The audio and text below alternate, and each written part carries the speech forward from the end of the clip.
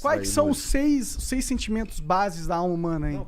Pô, isso é interessante, porque a gente fala de saúde, né, pessoal, e o que é foda?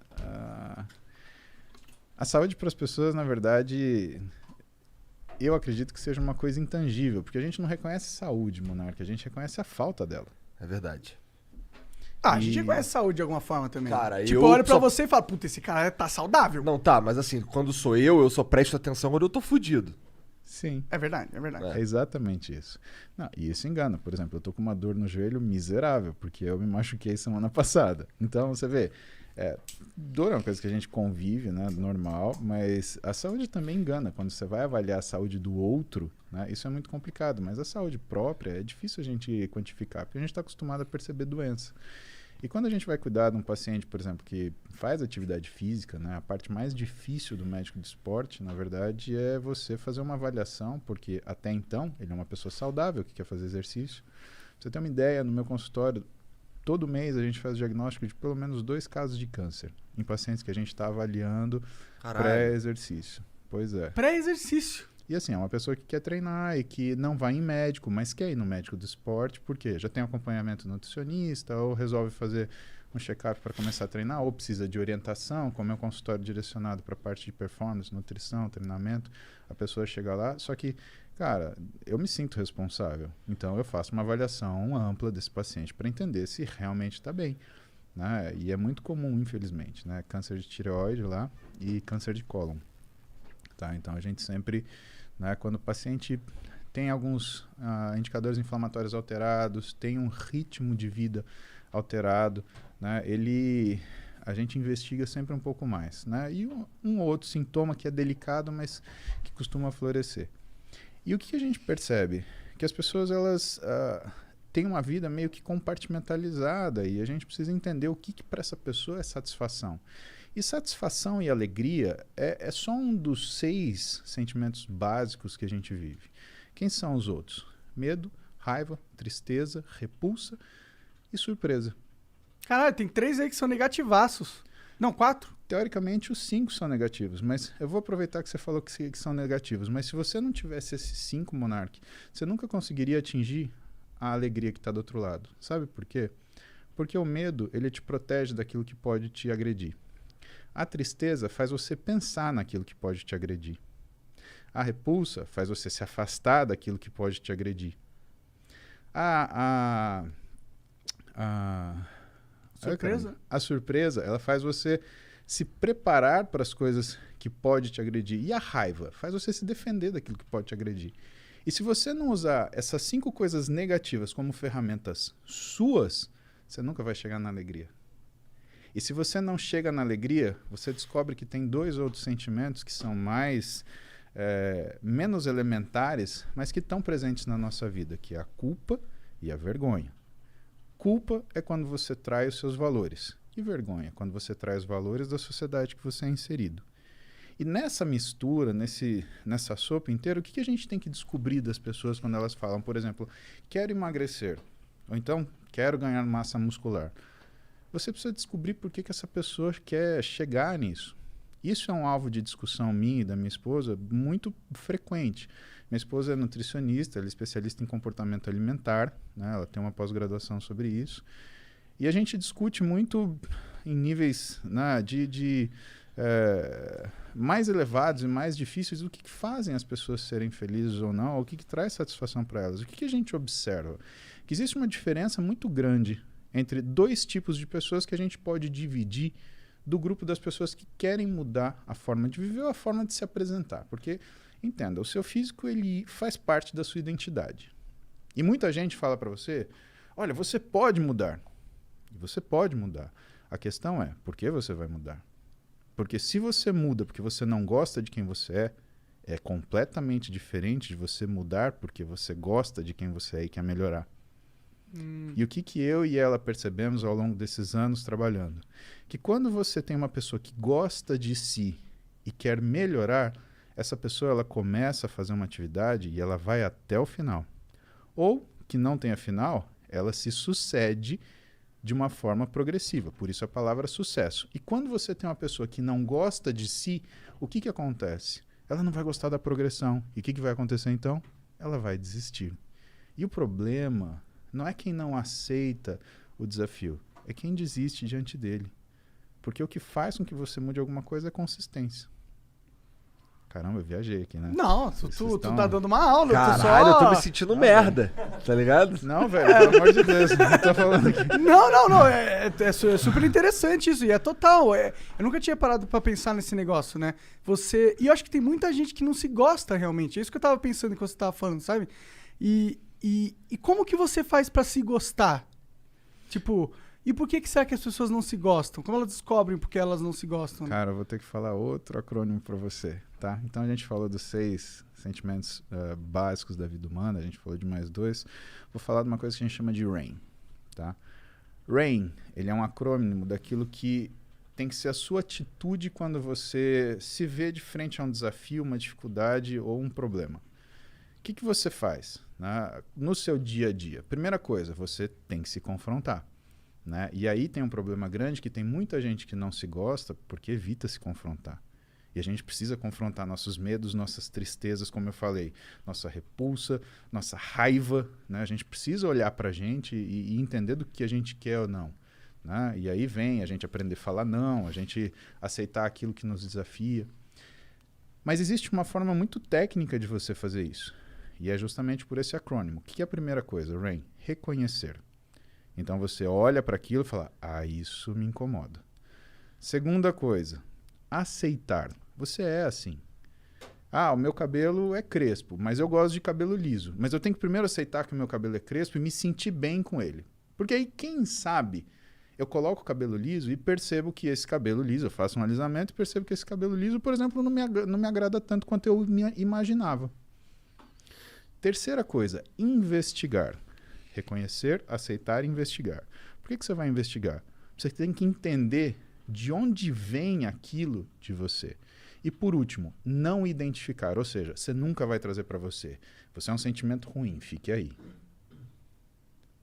Isso é importante para você se conhecer e para você conseguir tomar as decisões que te agradem, porque a gente é obrigado a tomar muita decisão que nos desagrada. Agora, tem algumas que nós não somos obrigados a tomar.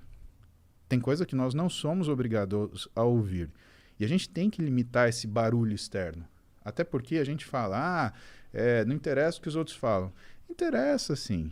Aquilo te machuca. Com o tempo, tudo bem. Você vai se calejando. Agora, o quanto de ferida você carrega na sua vida porque você deixou que essas coisas te machucassem. Hoje, com 42 anos, eu sou um monolito. Para o cara me derrubar, tem que ir fundo. Ele tem que mexer com algumas coisas que estão muito dentro de mim.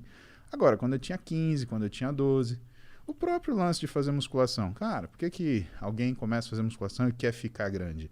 Né? Você quer se defender de alguma coisa, de alguma forma. Tudo bem, você pode ter assistido o filme do Schwarzenegger, né? Viu ele empurrar a roda do destino e falou, eu quero ficar do tamanho desse maluco aí. Pode ser, mas você aceitar que você quer ficar desse tamanho é quase um Sun Tzu. É fazer guerra sem confronto. É você vencer sem lutar, ou lutar sem lutar. Né? Você chega, se apresenta daquela forma e fala, por que esse cara não vai mexer? Né? E isso na nossa vida profissional, isso na nossa vida do dia a dia, né? Ninguém vai te dar um esbarrão na rua se ele olhar para você e falar, não, isso daqui não vai dar muito certo se eu fizer isso. Se ele querer esbarrar de volta, eu acho que eu vou sair voando. Eu acho que vou pegar um pedala. Mas essas coisas, elas são importantes. E isso que a gente se preocupa, assim, na verdade, é que as pessoas, elas estão numa fase, principalmente hoje, com toda essa conversa de aceitação, etc., que você percebe que as pessoas, elas não estão se confrontando mais. Elas não estão parando para pensar quem são elas, o que as incomoda. E elas estão buscando só conforto, conveniência. Cara, a vida não é feita disso. É feita do oposto, inclusive, né? Exatamente. Eu escolhi uma profissão onde não existe conforto, cara. E não existe conveniência. Principalmente quando você dá plantão num pronto-socorro de trauma, cara, não tem conforto nenhum. Você tá 3 da manhã, chegou o cara que caiu de moto, ele tá parecendo um quebra-cabeça de 2.000 peças. Né? Você fala, não, espera um pouquinho, para de sangrar que eu preciso ainda estudar o que eu vou fazer com você. Não, você se ferra ficando sem dormir, estudando, tomando café, virando noite, dia. Você para de assistir filme, você para de assistir TV, você para às vezes de sair com a tua namorada para assistir aquilo. Mas por quê? Porque tem uma finalidade. Não tem angústia maior para um médico do que olhar para um paciente e não ter ideia de onde ele começa a trabalhar. Isso é uma coisa impensável. E isso é uma coisa que move muitos de nós na faculdade de medicina. Né? Eu não tinha preocupação com prova, por exemplo, Monarca. Eu tinha preocupação quando o paciente fosse sentar na minha frente e falar assim, e aí, doutor, o que eu tenho? Cara, aquilo me dava um desespero que eu falava assim, eu tenho que saber das coisas. Isso a gente estava no primeiro ano passando numa matéria que chamava Introdução ao Hospital. E eu olhava com admiração os meus professores, que eles conseguiam sentar com calma, ouviam o paciente e sabiam conversar com o paciente. E o médico, né, aquele médico bom, aquele médico antigo, aquele médico que ele consegue se conectar com você, porque o trabalho médico ele vem dessa conexão. Porque o que o médico faz, na verdade, né, o que ele vende é a confiança. As pessoas procuram o médico porque confiam nele. Não porque ele se formou no melhor lugar, ou porque ele tem a quantidade de diploma, ou porque ele fez... Não, porque confiam nele, né? E esses professores, eles sentavam com as pessoas e, assim, do jeito que a gente está sentando hoje, tudo bem, Maria, como é que vai você? O que está acontecendo com você? Não, mas antes, me conta um pouquinho da sua vida. Cara, aquilo era sensacional. Aí você descobria que você não pode tratar o paciente igual está escrito no livro de semiologia, como se fosse uma lista de ticar. Dor de barriga? Dor de cabeça? Tá caindo um dente? Tá caindo cabelo? Não é isso, cara. É uma coisa muito mais profunda. E isso, com o tempo, vai fazendo a gente entender que a gente tem que entender da pessoa, entender uma série de coisas. Mas o motivo principal, né, do desconforto inicial, e aí, de novo, a gente usa aquilo que desconforta a gente como ferramenta para a gente evoluir, é esse. E se você encontra pessoas que são fracas, o que vai acontecer? Elas vão fugir desse desconforto e não vão conseguir fazer o mínimo. É aquela história que hoje é clichê. Tempos difíceis geram pessoas fortes. Pessoas fortes geram tempos fáceis. Tempos fáceis geram pessoas fracas. E pessoas fracas geram tempos difíceis. E o ciclo se repete. Que geração que a gente está? Eu acho que a gente está numa geração muito curiosa, sabe, Monark? Porque nunca a gente teve tanto acesso à informação e tanta história digital. Vou te dar um exemplo. Eu tenho uma foto do meu avô, pai da minha mãe. Eu tenho uma foto do meu avô, pai do meu pai. Quando eu for avô dos filhos das minhas filhas... Milhões de fotos, milhões de vídeos. Minha filha vai poder falar assim, olha, quer ver seu avô aqui? Ele estava ensinando isso que você quer saber, se o meu neto quiser fazer musculação. Né? Ó, ele estava ensinando aqui. Isso vai ser 2073... Porra, meu avô em 2020, ele estava andando de bicicleta. Imagina se você conseguisse ver o seu avô em 1920... fazendo um negócio, fechando uma parceria, comprando uma casa, pintando um celeiro, plantando um feijão, fazendo alguma coisa dessa. Muito foda seria. A gente tem uma memória hoje e que, assim, a geração anterior a nossa, os nossos pais, eles conheceram tecnologia. A nossa geração se adaptou à tecnologia, mas os nossos filhos, eles dominam essa porcaria. E isso faz com que a nossa fase hoje seja muito difícil de ser analisada em termos se é um tempo forte ou um tempo fraco. O que aconteceu, na minha humilde opinião, é que a gente consegue ver quem é forte e quem é fraco. Então não é a época que é isto ou aquilo. Na verdade, todas as épocas são difíceis, porque os desafios eles se apresentam naquele momento. E como diz, né, meu professor de clínica médica, Antônio Carlos Lopes, ele fala, é fácil ser médico do dia seguinte.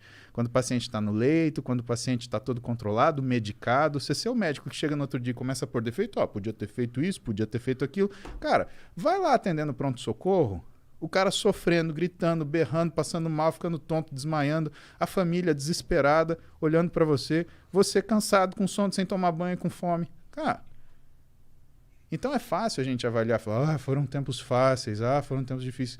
Todo tempo é difícil. A questão é que a gente hoje consegue ver pessoas fortes, a gente consegue ver pessoas fracas, a gente consegue ver pessoas fortes que se portam como pessoas fracas e pessoas fracas que estão tirando daquilo que é a fraqueza delas a força que elas precisam para sobreviver. E o que eu realmente acredito é que a gente tem uma situação onde as pessoas privilegiadas hoje, que ficam inventando o problema, e a gente vê muito isso na mídia. Gente que, né, é o tal do cara que é militante de iPhone. Ele fica fazendo passeata sentado no sofá da casa dele, né, muito confortável, com a comidinha, com não sei o quê. Exato, a gente vê muito dessas figurinhas. Esse cara, ele não consegue trocar um pneu de carro. E, por outro lado, você tem aquele garoto da periferia que não teve incentivo, que não teve ajuda, mas ele tem aquela gana de falar assim, eu vou me suceder. E esse cara, da fraqueza dele, ele vai tirar força, ele vai se superar. Então, o que eu espero é ver isso. E eu acho que isso inevitavelmente acontecer, porque essas pessoas aqui, elas vão perecer, elas vão passar. Hoje, isso daqui não permite que as mentiras sejam eternas. Você mente para muita gente pouco tempo. Você mente para pouca gente muito tempo, mas você não mente para todo mundo o tempo todo. Acabou. Hoje está aqui, está registrado. E de novo a gente volta para a história da memória. Cada vez mais aparente. E a gente vai ficar vendo isso. E você, inevitavelmente, você vai ver pessoas falando, né, pessoas comentando ou pessoas se procurando, né, para se aglomerar, que é, por exemplo, a minha mídia social. O que é a minha mídia social? Eu sou o cara que fala coisa que você não quer ouvir. Eu sou o cara que fala que não é fácil. Eu sou o cara que fala que não é simples. Mas eu sou o cara que fala para você, se você fizer isso, você vai conseguir. Você só precisa de consistência. E eu tenho plena convicção que todas as pessoas que estão comigo no Instagram, no meu YouTube, elas são pessoas que eu seria muito amigo se a gente convivesse de forma próxima. Então, para mim, a mídia social, ela trouxe a oportunidade de eu ter amigos que, infelizmente, eles não estão comigo fisicamente. E esses caras, eles dividem comigo todos os dias, ou seja, no banho não tem calendário, eu pedalando de manhã, a gente conversando sobre os assuntos que eles querem saber, ou então nos posts que eu faço, ou então nos vídeos do YouTube, eles dividem comigo aquilo que é a nossa realidade. E aí a gente percebe o quê? Qual é a grande pergunta hoje, pelo menos para mim? Eu vejo que muitas pessoas têm levantado diversas bandeiras. E vejo que muitas pessoas querem muita coisa. E muitas pessoas que falam em favor da liberdade, elas querem tomar o seu direito. Porque o que conta é a liberdade delas, na verdade. Só que eu não sei de verdade, Igor, Monark, se essas são 10 pessoas gritando para 10 mil caladas. Porque se isso acontecer, a hora que as 10 mil resolverem falar, meu amigo, não vai precisar de grito. Ah, nós não vamos nem precisar falar, né? Elas vão Exatamente. derrubar tudo porque elas passarem pela frente, quando elas quiserem.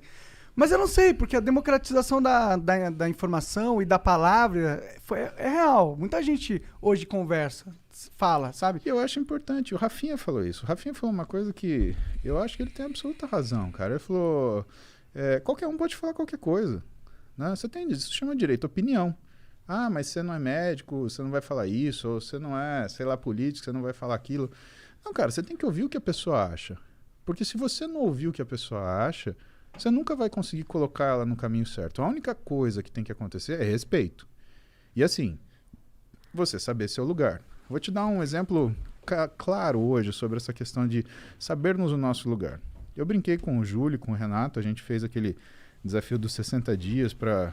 sei lá, para eu mudar meu físico como se eu fosse competir. Mas falaram, faz 2 meses, faz uma preparação, a galera quer ver teu físico como é que fica, preparado para competição. Eu fiz, realmente ficou um físico, né, diferenciado, né? Mas aí o pessoal já começou, não, você tem que competir, você tem que competir, você tem que competir. Eu falei, calma, que eu sou um bodybuilder amador, eu não sou um profissional. Então eu tenho que saber meu lugar por 2 razões. Primeiro, eu tenho um físico estético, não é um físico de competição. E, portanto, se eu for numa competição, não é só a minha expectativa. É a expectativa de todas as pessoas que me amam e que vão subir comigo naquele palco.